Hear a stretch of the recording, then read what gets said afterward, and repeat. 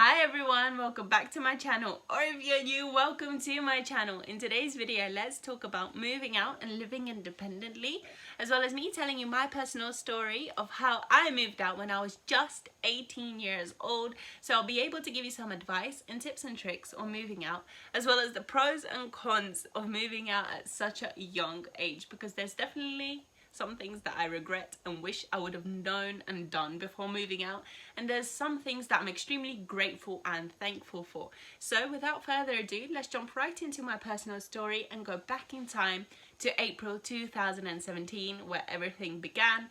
As always, a quick pre-story to the main story, just so that you understand why certain things happened the way that they did. So April 2017, I was freshly an adult, and I say adult in quotations because now I'm 21 years old and I don't consider myself an adult, just maybe legally on paper, but I'm still very childish, maybe just a little bit more mature than I was when I was 18 or 16 years old. But regardless of that, April 2017, I was freshly 18 years old. I was 18 and about 3 months. And I got my first proper paying job, and I was working as a waitress in Knightsbridge, which is one of the richest areas in London, England. So I was very blessed to get that job, and the restaurant that I was working in was only open between 6 p.m. and 1:30 a.m. You might be thinking, for your first job, why did you get an evening night job? Well, because I was in education full time, so I couldn't really get a day job working in Superdrug as a cashier or in Asda stacking shelves, because I was in college 5 days a week from 9 a.m. until 5 p.m. every single weekday. So I had to get an evening job, and I got blessed with a big amount of shifts. I was working 6 days a week.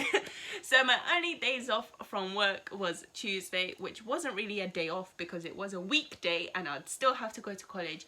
And from college, my only days off were Saturday and Sunday, which wasn't really a day off either because I was also at work because it was the weekend and it was very busy. So for about 3 months of my life was going I felt like I was caught in a tide, couldn't catch a breath, because I was working 6 days a week, in college 5 days a week, but because of the days off that they didn't match, I was literally go 7 days a week until I finished college, and it was absolutely mental. Definitely don't regret it because, you know, live while you're young. I made my money, I got my higher education done, and I don't regret that. Maybe I just regret not sleeping and not taking the chances to sleep when I could have and should have, because now I'm a mom and I definitely miss sleep, because I honestly don't know what sleep is anymore. I'm just running on coffee and adrenaline pretty much at this rate.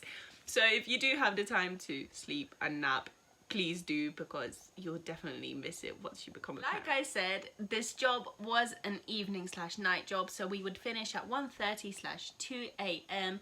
every single day, and I would have to take the night bus home. I actually had to take 2 buses home in the middle of the night, in the middle of central London. As a young woman, it's quite terrifying, but my journey home from central London to almost the suburbs of London would take 2 hours in the middle of the night. So I'd finish at 2 a.m. and I don't know if you've ever caught a night bus or not, but if you miss it, the next one will be 30 minutes to an hour wait. So I would have to run out of work quickly to the bus stop, and most of the days I'd wave my night bus goodbye and have to wait 30 minutes for the next one. So it would take me about 2 hours to get home every single night, and I'd get home for 5-6 o'clock sometimes in the morning, depending on how busy the shift was or what I'd done after work, like go out with my friends to just chat or have a quick drink at the bus stop. Classy, I know. But you know, some days were stressful, so it was needed. But anyway, I would get home 5-6 o'clock in the morning, sleep until 7:40. I still remember my bedtime and my waking up time. So I would sleep until 7:40 to get ready and be in class in college for 9 a.m.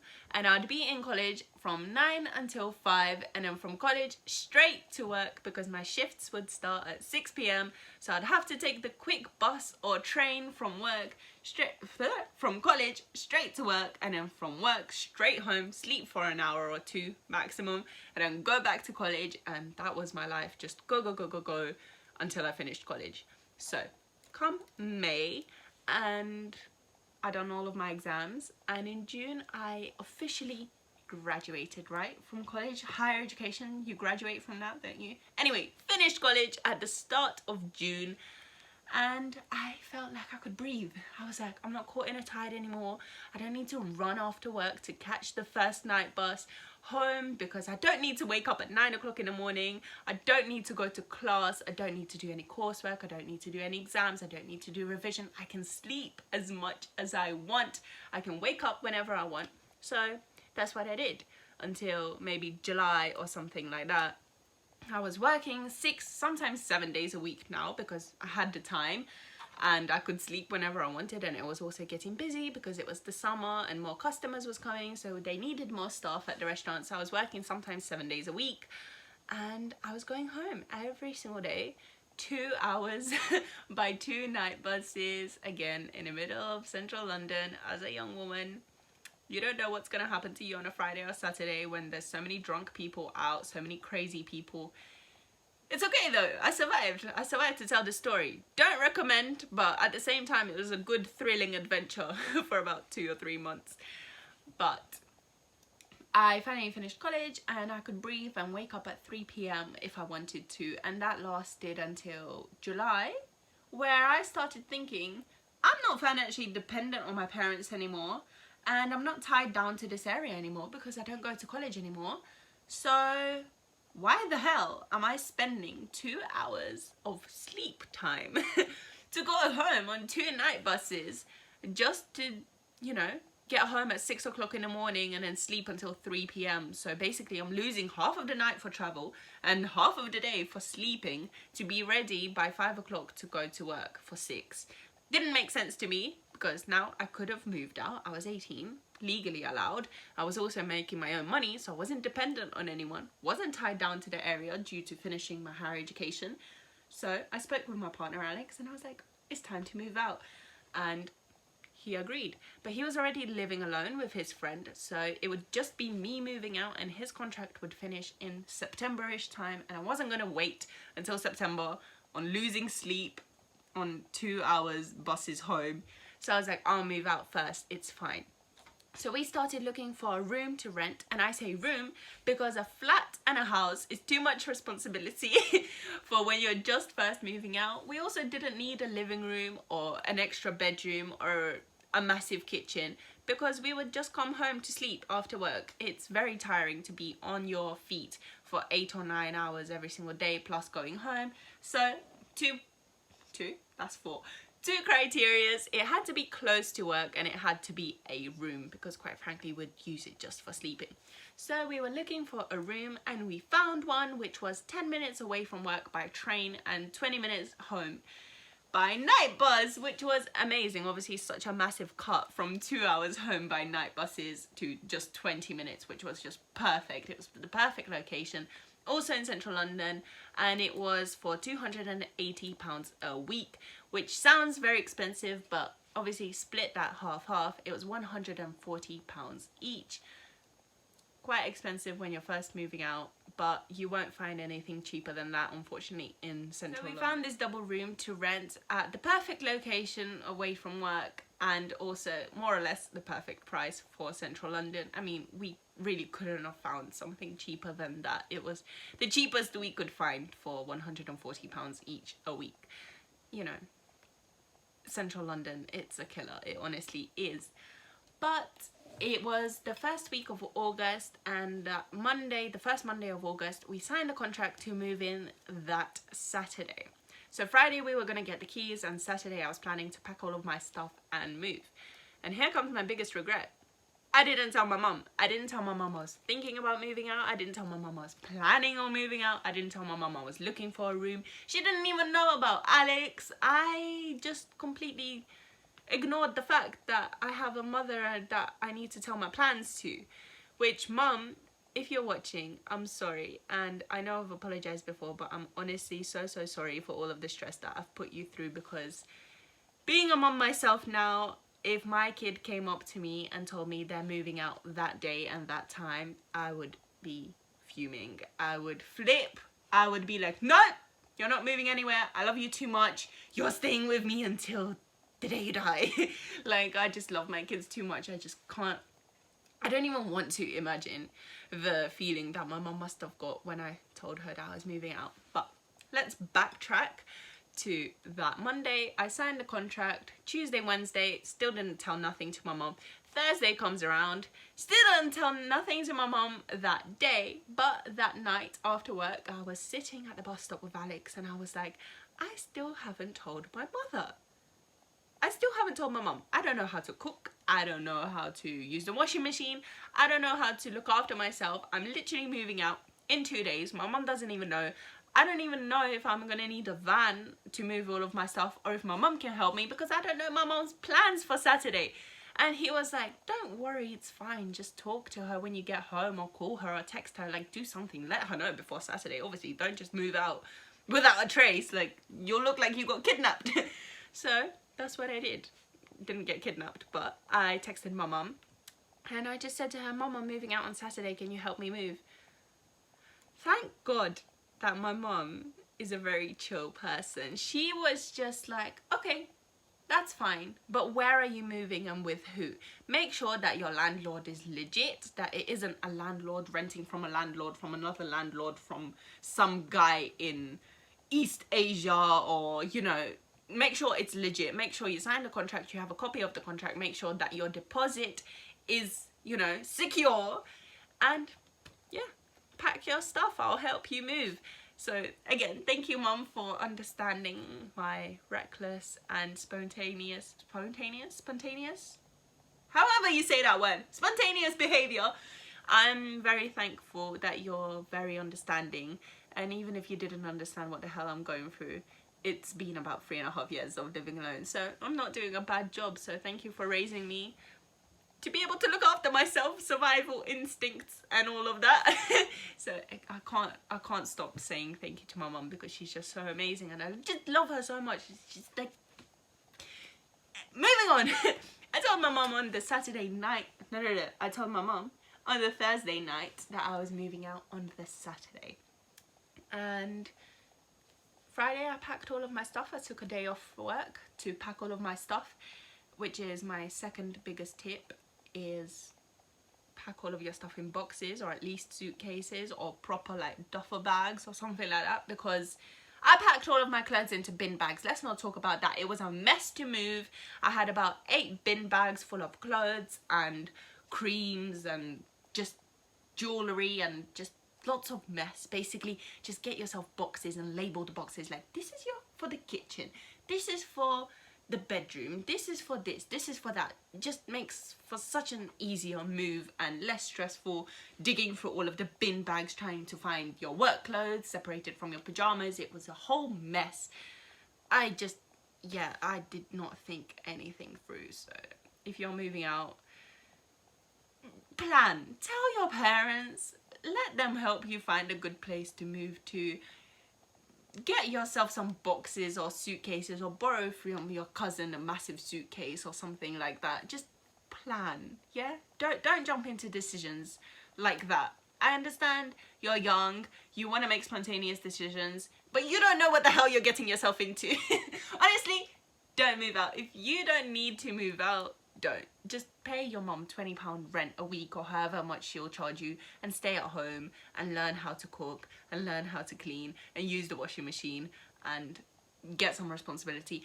Open a damn savings account, because that's my biggest regret as well, but we'll get into that later. Just plan before you move out. Plan and tell your parents, because your parents, at the end of the day, they're the ones that gave birth to you and raised you.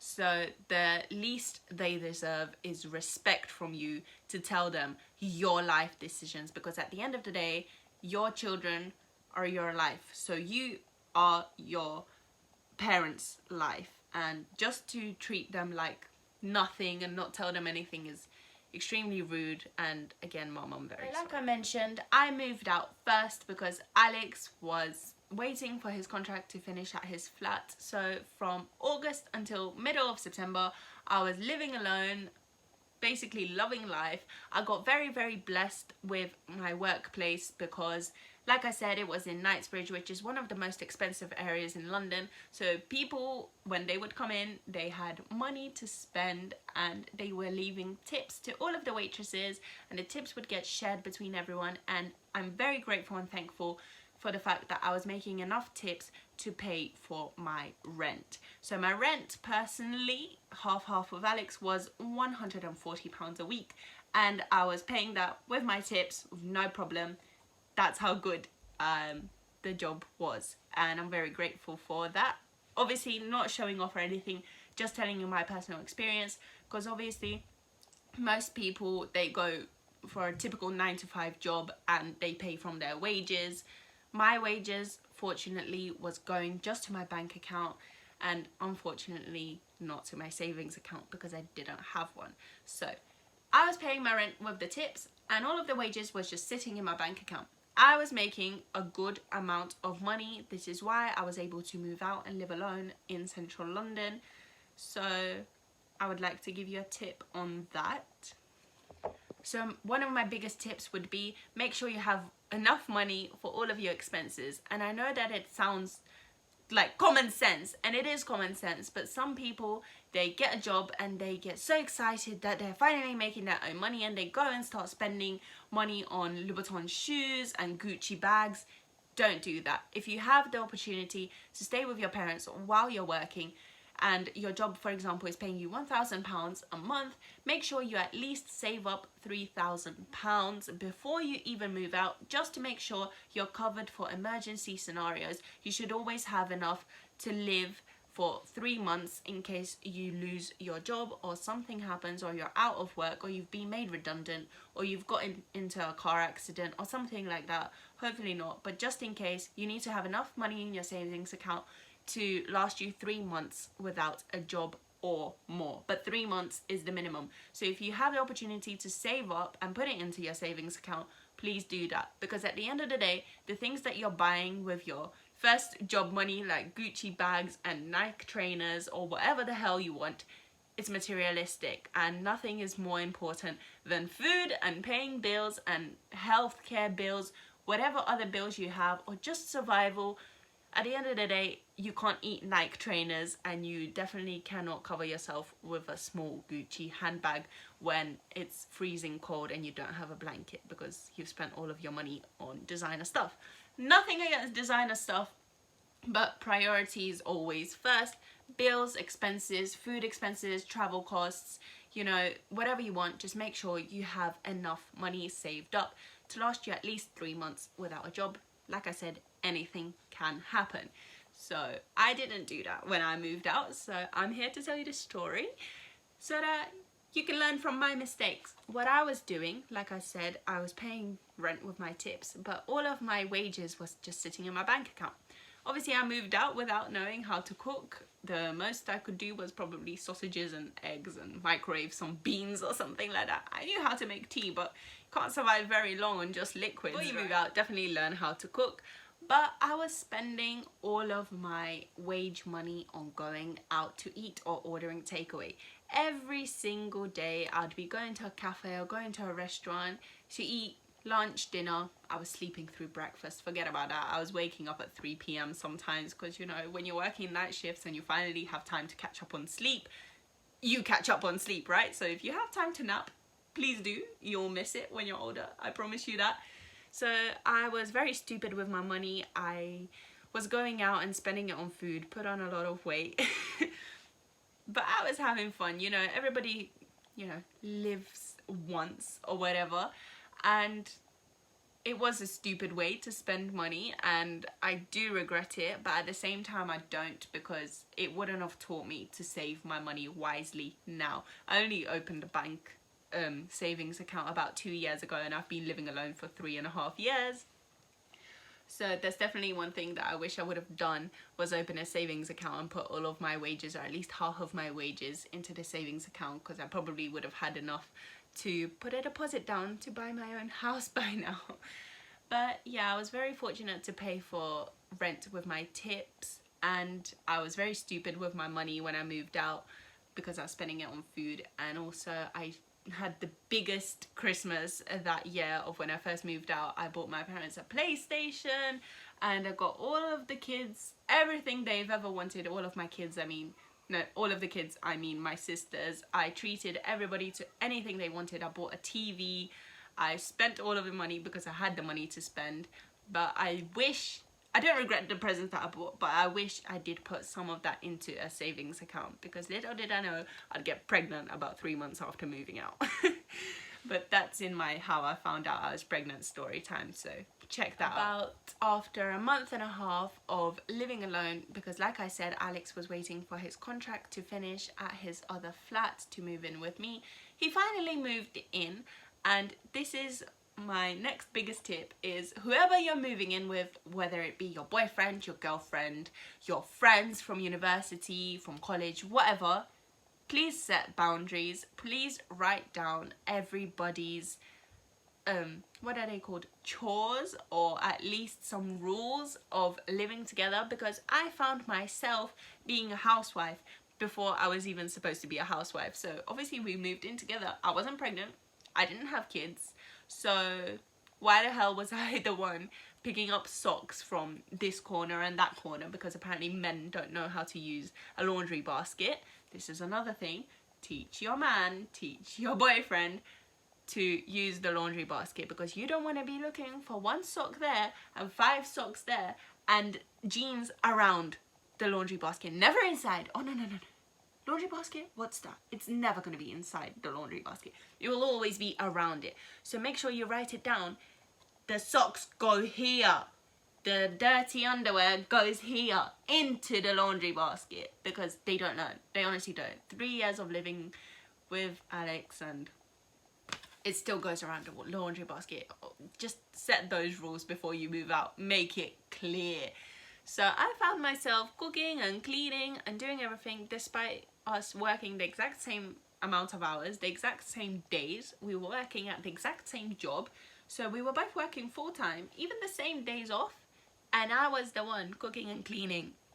Didn't make sense for me. Very genderish roles, I guess. But if you are moving out, that's my biggest tip, is have a conversation with whoever you're moving out with, because trust me, you don't want to be the one picking up socks in every single corner and just getting pissed off at the laundry basket being empty because everything is outside of it and never inside of it. That basically concludes my personal story of living alone and coping with living alone for the past 3 years.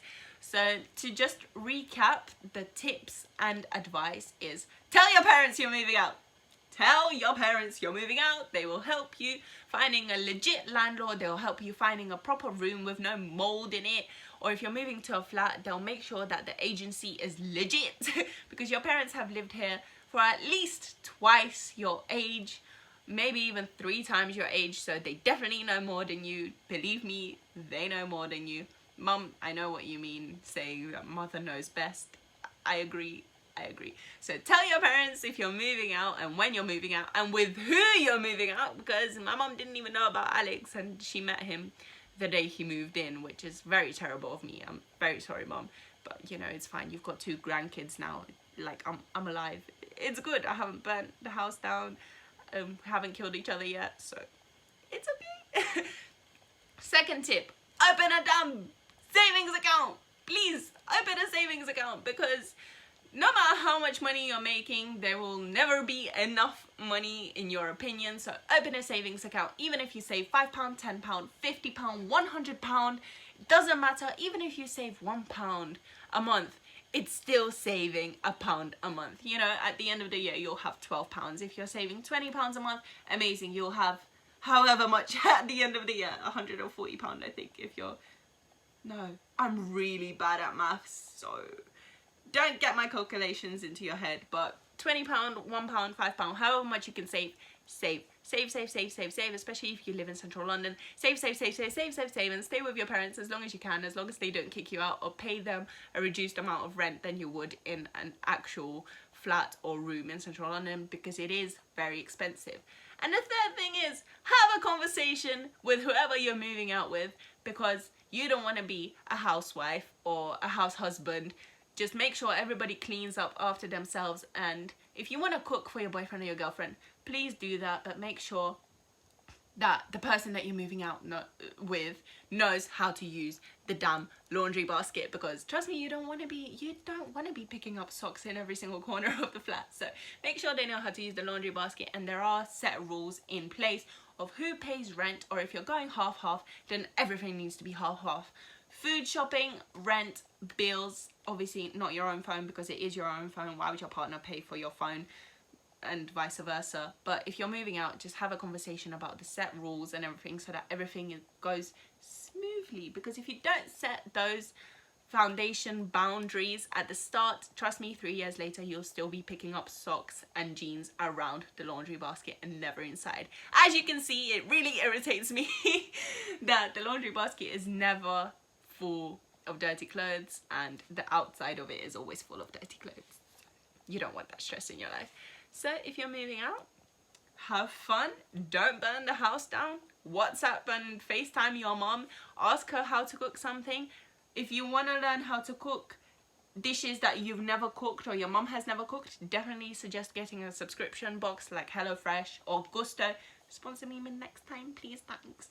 But definitely recommend getting one of those subscription boxes, because I got one about a year and a half after I moved out, and I finally learned how to cook, and now I know how to cook proper meals. Maybe I'll take you on a journey of cook with me one day when I get better lighting in the kitchen. But definitely recommend getting a subscription box, or at least FaceTiming your mum and asking her how to cook rice or pasta and not overcook it, because your mum knows best, as always.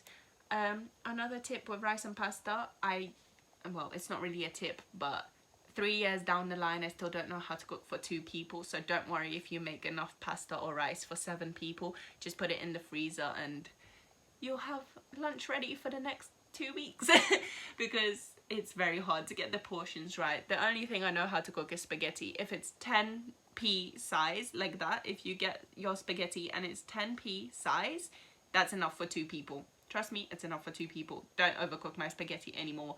But pasta and rice, yeah, I cook enough for about 20 different people, so I always freeze it and have it the next day and the next week and the next month, because I just make too much. So without further explanations of my story, I hope you enjoyed the story of me moving out and all of the regrets that I have.